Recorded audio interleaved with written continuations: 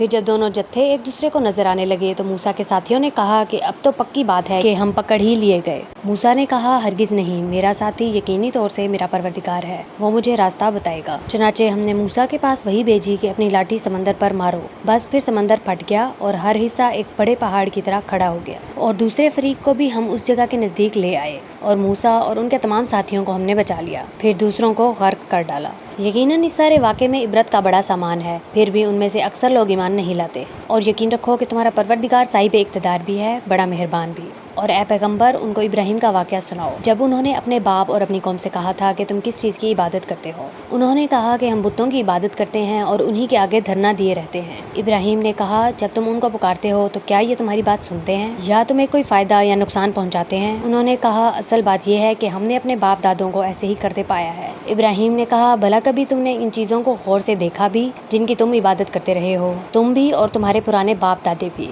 میرے لیے تو یہ سب دشمن ہیں سوائے ایک رب العالمین کے، جس نے مجھے پیدا کیا ہے، پھر وہی میری رہنمائی فرماتا ہے، اور جو مجھے کھلاتا پلاتا ہے، اور جب میں بیمار ہوتا ہوں تو مجھے شفا دیتا ہے، اور جو مجھے موت دے گا پھر زندہ کرے گا، اور جس سے میں یہ امید لگائے ہوئے ہوں کہ وہ حساب و کتاب کے دن میری خطا بخش دے گا۔ میرے پروردگار مجھے حکمت عطا فرما اور مجھے نیک لوگوں میں شامل فرما لے، اور آنے والی نسلوں میں میرے لیے وہ زبانیں پیدا فرما دے جو میری سچائی کی گواہی دیں، اور مجھے ان لوگوں میں سے بنا دے جو نعمتوں والی جنت کے وارث ہوں گے، اور میرے باپ کی مغفرت فرما، یقیناً وہ گمراہ لوگوں میں سے ہے۔ اور اس دن مجھے رسوا نہ کرنا جس دن لوگوں کو دوبارہ زندہ کیا جائے گا، جس دن نہ کوئی مال کام آئے گا نہ اولاد۔ ہاں، جو شخص اللہ کے پاس سلامتی والا دل لے کر آئے گا اس کو نجات مل جائے گی، اور جنت متقی لوگوں کے لیے قریب کر دی جائے گی۔